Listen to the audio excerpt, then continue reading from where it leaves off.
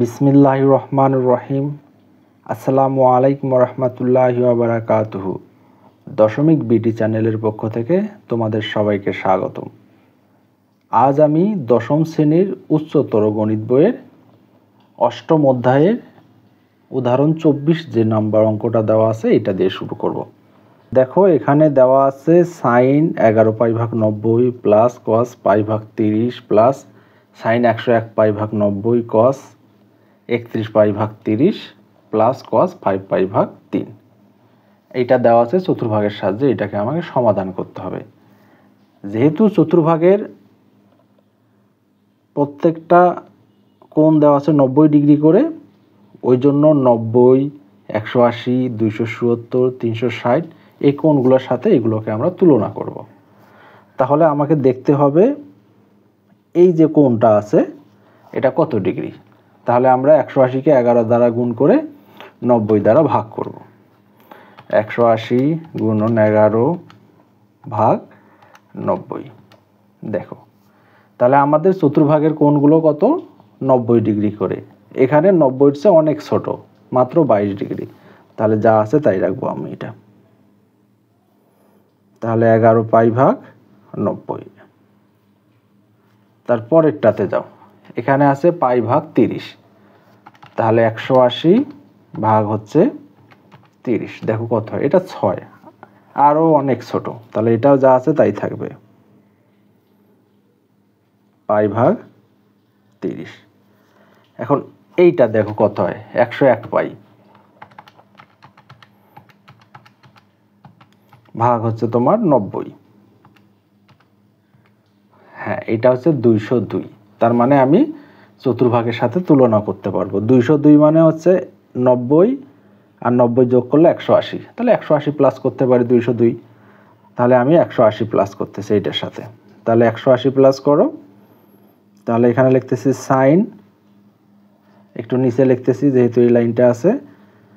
তাহলে 180 প্লাস, তাহলে আমি কত লিখব? এখান থেকে বিয়োগ 180 বাদ দিই, 22। তাহলে এইটার মান 22 জানি না আমি, 11π/90।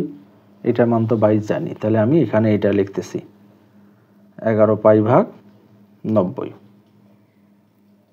ঠিক আছে, এইটা হয়ে গেল। এখন এইটা দেখো 31π/90 কত হয়। তাহলে 31π ভাগ হচ্ছে 30। 31 গুণন 180 ভাগ হচ্ছে 30, 186। তাহলে 180 প্লাস করতে পারি।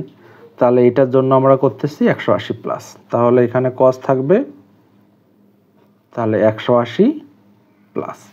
আর 6 বলতে দেখো তো আমরা এটাকে বুঝি না। 6 বলতে আমরা লিখতে পারি π/30।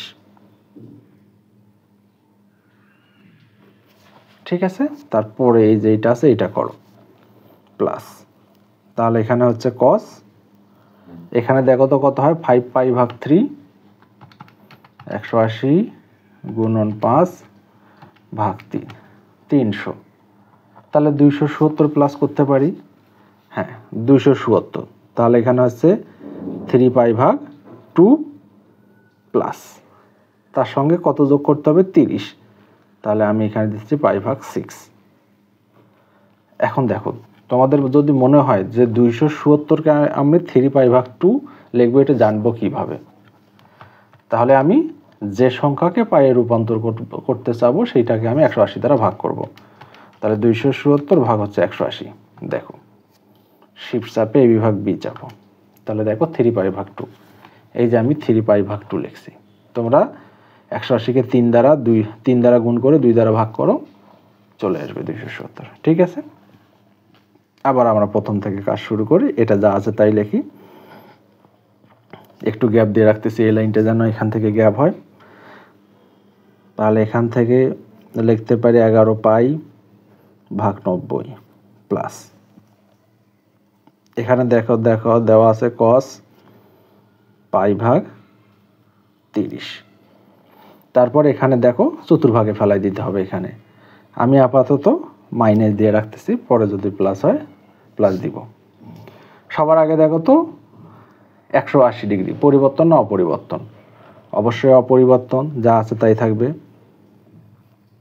180 ডিগ্রি প্লাস থিটা, তার মানে কি হলো 90 180 প্লাস থিটা, তার মানে 3-এ চলে আসলো। 3-এ কার ঘর বলো তো? ট্যান কটের ঘর। আর এখানে আছে সাইন, সাইন কয় নম্বর ঘরে থাকে? 2 নম্বরে। অন্যের ঘরে আসছে মাইনাস হবে, হ্যাঁ, তাহলে এখানে মাইনাস, কোণ যা আছে তাই লিখতে হবে, 11 পাই ভাগ 90। এখানে চতুর্ঘাতে ফেলাইতে হবে, এখানে আমি মাইনাস দিয়ে রাখলাম। তাহলে 180 ডিগ্রি অবশ্যই অপরিবর্তন, কস প্লাস থিটা, এইটাও তাই। দেখো তো 180 3 নম্বর ঘরে চললো, ট্যান কট। আর এটা কি দেওয়া আছে? কস। কয় নম্বর ঘরে থাকে? 4 নম্বরে। অন্যের ঘরে গেছে, এটাও মাইনাস, তাহলে এখানে হবে পাই ভাগ 30। এখন এটাও মাইনাস দিয়ে রাখো, যদি প্লাস হয় পরে দিয়ে দিব। 270 পরিবর্তন না, কস থাকলে হয় সাইন, তাহলে প্লাস থিটা। 270 প্লাস থিটা, তাহলে 90 180 270 প্লাস থিটা, মানে এই ঘরে গেল। এটা কার ঘর? কস সেকের ঘরে, নিজের ঘরে আছে, চিহ্নের কোনো পরিবর্তন হবে না। তাহলে প্লাস পাই ভাগ হচ্ছে 6। ঠিক আছে, আশা করি তোমরা বুঝতে পারছো। তাহলে দেখো মাইনাস প্লাস, মাইনাস প্লাস, আর এখানে থাকতেছে সাইন পাই ভাগ 6। তাহলে এখানে আছে সাইন পাই ভাগ 6, পাই ভাগ 6 মানে কত? 30 ডিগ্রি। সাইন 30 ডিগ্রি মানে কত? হাফ। এইটা হচ্ছে আমাদের উত্তর। ঠিক আছে, আশা করি তোমরা বুঝতে পারছো। এই অঙ্কগুলো জানার জন্য অবশ্যই তোমাদের চতুর্ভাগটা ভালো করে জানতে হবে, কোনটা পরিবর্তন অপরিবর্তন, কখন ধনাত্মক কখন ঋণাত্মক, এগুলো জানা খুবই জরুরি। তোমরা আমার 1 নম্বর ভিডিওটা দেখে আসো, এখানে চতুর্ভাগ নিয়ে শর্টকাট আলোচনা করছি, এবং বিস্তারিত জানার জন্য চতুর্ভাগ নিয়ে আমার প্লে লিস্টে চেক করো, এখানে ভিডিও দেওয়া আছে অলরেডি। ঠিক আছে, এখন চলো তাহলে আমরা তোমাদের পরের অঙ্ক করাবো। এখানে দেখো তোমাদের বইয়ে মানে 24 নম্বর যে উদাহরণটা করাইলাম তার পরের পৃষ্ঠা একটা কাজ দেওয়া আছে, এখানে এই অঙ্কটা দেওয়া আছে। তাহলে এটা আমার চতুর্ভাগের সাহায্যে সমাধান করতে হবে। ঠিক আগের মতো করে এখানে আমাকে দেখতে হবে কোনটা কত ডিগ্রি আছে। তাহলে 180 ভাগ হচ্ছে 15, দেখো তো কত ডিগ্রি হয়? 12, অনেক ছোট, তাহলে এটা যা আছে তাই থাকবে। তাহলে কস স্কোয়ার পাই ভাগ 15, 13 পাই ভাগ 30, এটা কত হয় দেখো তো? 13 পাই, 13 গুণন 180 ভাগ 30। হ্যাঁ, এটা মোটামুটি 50 অর্ধেকের বেশি হয়ে গেছে, 78। এটাকে আমরা পরিবর্তন করতে পারি। তাহলে কার সঙ্গে তুলনা করব? 90-এর সাথে। 90 বলতে আমরা কি বুঝি? পাই ভাগ 2, 180-কে 2 দ্বারা ভাগ করলে 90। কত ছোট? তাহলে 90, ঠিক আছে, 12। তাহলে আমরা এটা কি কত পাইলাম? পাই ভাগ 15 মানে কত? 12। অথবা আমরা এই 12টাকে যদি পাইয়ে রূপান্তর করতে চাই তাহলে 180 দিয়ে ভাগ করে দেব, কোনো ঝামেলা নাই, সরাসরি চলে আসবে। মানে পাই ভাগ 1 ভাগ 15 মানে পাই ভাগ 15। ঠিক আছে, এই যে আমি স্কোয়ারটা উপরে দিয়ে দিলাম। দেখো এখানে আসছিল আমাদের কত? 78, আমি লিখলাম 90, যে বেশি লিখছি বিয়োগ করে দিলাম, কোথাও বেশি ছিল কম লিখছি যোগ করে দিছি। ঠিক আছে, সাপোজ ধরো তোমার কাছে আছে 20 টাকা। এখন 20 টাকা যদি তুমি 2 ভাগে ভাগ করতে চাও, 10 প্লাস 10 করতে পারো, 15 প্লাস 10 করতে পারো, এবং 20-এর চেয়ে যদি বেশি লেখো 25 বিয়োগ 5 দিতে হবে, তাহলে 20, একই কথা। ঠিক আছে, ঠিক সেই রকমই এইটাও। এখন বলো এখানে কত আছে? 16 পাই ভাগ 15, 16 পাই ভাগ 15,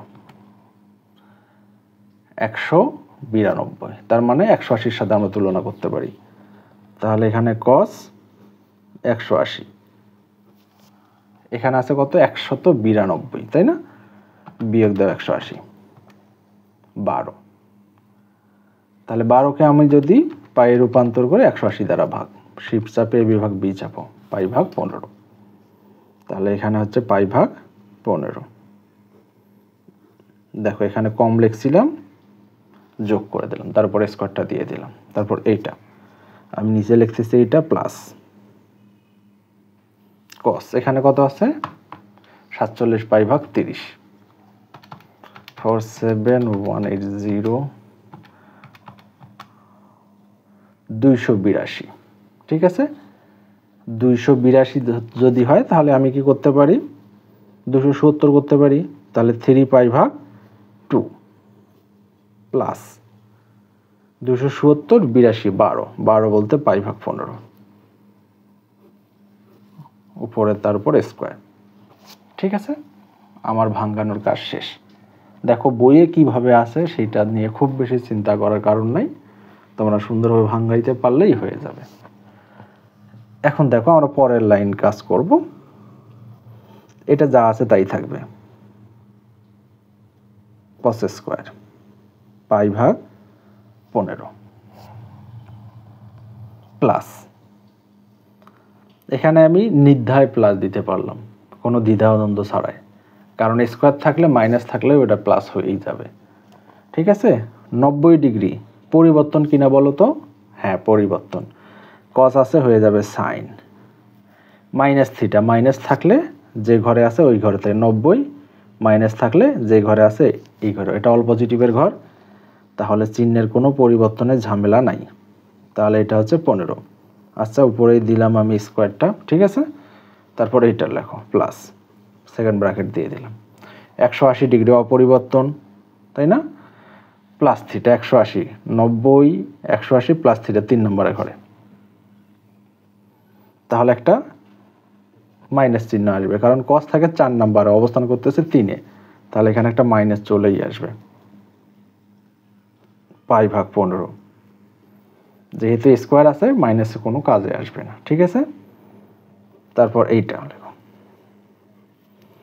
আবার লিখলাম আমি cos সরি এখানে কত আছে 270 পরিবর্তন cos থাকলে হবে এখানে sin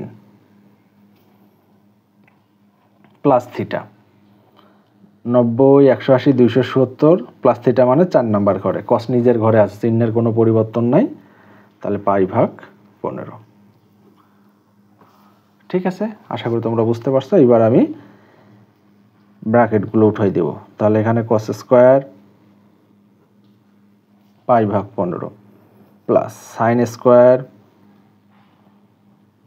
পাই ভাগ 15 ঠিক আছে ব্র্যাকেটটা উঠাই দিলাম এখানে পাই ভাগ 15 উপর কিন্তু স্কয়ার হয় না কারণ কোণের উপর কখনো স্কয়ার হয় না একটু ভালো করে দেখো যদি sin থিটা তার উপর স্কয়ার থাকে আমরা সব সময় লিখি sin স্কয়ার থিটা লিখি sin স্কয়ার থিটার উপর স্কয়ার কিন্তু কখনো লিখি না ঠিক আছে এখানেও তাই তাহলে এখানে মাইনাস থাকলেও এটা প্লাস হয়ে যাবে কারণ মাইনাসের উপর জোর পাওয়ার এটা হচ্ছে অলওয়েজ প্লাস তাহলে এখানে sin স্কয়ার পাই ভাগ 15 এটা সমান 1 এটা সমান 1 তাই না 1 প্লাস 1 তার মানে কত 2 এইটা হচ্ছে আমাদের উত্তর ঠিক আছে আশা করি তোমরা বুঝতে পারছো তাহলে চলো আমরা পরের অঙ্কে চলে যাব তো এখানে দেওয়া আছে tan থিটা ইকুয়াল 5 ভাগ 12 যদি হয় তাহলে এইটার আমাকে মান বাইর করতে বলছে আর একটা কন্ডিশন দেওয়া আছে cos থিটা হবে ঋণাত্মক তাহলে এখানে tan দেওয়া কত ধনাত্মক tan থিটা সমান সমান কি লেখা যায় বলো তো tan থিটা সমান সমান লিখতে পারি আমরা sin থিটা ভাগ cos থিটা এখন cos যদি ঋণাত্মক হয় তাহলে এখানে দেখো তো সাইনটাকে ঋণাত্মক হতে হবে না ঋণাত্মক যদি কাটা যায় তার মানেই তো প্লাস হবে ওই জন্য এখানে cos যেহেতু ঋণাত্মক সাইনও ঋণাত্মক হবে আর তা যদি না হয় মাইনাস হবে ওই জন্য কন্ডিশনটা আমাদের অ্যাপ্লাই হবে না ওই জন্য যেহেতু cos ঋণাত্মক ধরে নিছে আমাদের সাইনের মানটাও ঋণাত্মকে ধরে নিতে হবে তাহলে এখন দেখো এখানে কি বাইর করতে হবে sin cos sec tan এর মান তো দেওয়া আছে এই তিনটা বাইর করতে হবে আর এই রকমের অঙ্ক যখনই তোমাদের থাকবে তখনই তোমরা পিথাগোরাসের সূত্রে চলে যাবে পিথাগোরাস ঠিক আছে আমি এটাকে ধরতেছি থিটা এইটাকে ধরতেছি a b c tan theta সমান কি জানি লম্ব ভাগ ভূমি তাহলে অতিভুজ আমাকে বাইর করতে হবে তাহলে অতিভুজটা কি জানি আমি অতিভুজ স্কয়ার পিথাগোরাসের সূত্রতে অতিভুজ স্কয়ার লম্ব স্কয়ার প্লাস ভূমি স্কয়ার বিসি তার উপর স্কয়ার। এবি বলতে কত দেখো তো, এবি বলতে 5, 5-এর উপর স্কয়ার করলে কত হয় 25। বিসি কত 12, 12-এর উপর স্কয়ার করলে 144। তাহলে আমরা যদি এসি বাইর করতে চাই তাহলে আমি এইটার উপর রুট করতেছি, এটা যোগ করো 169, আর এইটার বর্গমূল কত 13। আমরা এখানে পাচ্ছি কত 13। এখন আমাদের এখানে দেখো প্রশ্নে কি আছে, সাইন থিটা। তাহলে এখানে আমি মানটা বাইর করে নেই, সাইন থিটা ইকুয়াল শর্ত অনুযায়ী ঋণাত্মক। সাইন থিটা সমান কি জানি, লম্ব ভাগ অতিভুজ। তাহলে 5/13। ঠিক আছে, তাহলে কস থিটা, আমি এখানে কস থিটা বাইর করে নিই। কস থিটা শর্ত অনুযায়ী ঋণাত্মক, কস থিটার ভূমি ভাগ অতিভুজ 12/13। তারপর আছে সেক থিটা। সেক থিটা কি কসের বিপরীত, তাই না? যেহেতু সেক হচ্ছে কসের বিপরীত, কস ঋণাত্মক ওই জন্য সেকেও ঋণাত্মক। তাহলে চলো আমরা পরের অংশটুকু করি। এখানে দেখো আমি লেফট সাইড ধরে নিলাম, এখন এইটা একটু ক্যালকুলেশন করতে হবে আমাকে। তাহলে এখানে সাইন থিটা আমি ঠিক রাখতেছি। তোমাদেরকে বলছিলাম কস এবং সেকের সামনে মাইনাস থাকলে মাইনাসটা উঠে যাবে, মাইনাস উঠে গেল। এখানে সেকের সামনে মাইনাসটা থাকলে আছে, এটা উঠে যাবে। তারপর হচ্ছে ট্যান থিটা। ঠিক আছে, এখন দেখো এখানে যে আমি মানগুলো বাইর করছিলাম, সাইনের মান, কসের মান, সেকের মান, আর হচ্ছে ট্যানের মান, মানগুলো বসা দাও। তাহলে সাইনের মান কত বলো তো, -5/13, প্লাস মাইনাসে মাইনাস। কসের মান কত 12/13, সেকের মান কত -13/12, প্লাস ট্যানের মান কত বলো তো 5/12। তাহলে এইটা আমরা এখন ক্যালকুলেশন করব। দেখো উপর থেকে মাইনাসটা কমন নাও তো এবং লসাগু করো। তাহলে 13, 5 যোগ 12, নিচের থেকেও মাইনাসটা কমন নাও আর লসাগু করো 12। তাহলে 13 - 5। ঠিক আছে, এটা কাটো। তাহলে উপরে কত হচ্ছে 5 আর 12 কত হয় 17, 13। এটা গুণ করে দাও, 12টা উপরে লেখো, 13 থেকে 5 বাদ দাও, 8 আর 5 13। এখন কাটাকাটি করো, 4 দিয়ে কাটো 3, 4 দিয়ে কাটো 2। তাহলে এটা দিয়ে এটা গুণ করো, 3 এর সাথে 21, 21 এর 1, হাত থাকে 2, 5 51, 13 দুগুণে 26। এটাই হচ্ছে আমাদের উত্তর। ঠিক আছে, আশা করি তোমরা বুঝতে পারছো। এটা হচ্ছে আমাদের উত্তর। ধন্যবাদ সবাইকে, ভালো থাকো। আর আমার ভিডিওগুলো যদি ভালো লাগে অবশ্যই আমার চ্যানেলটাকে সাবস্ক্রাইব করো। আসসালামু আলাইকুম ওয়া রাহমাতুল্লাহি ওয়া বারাকাতুহু।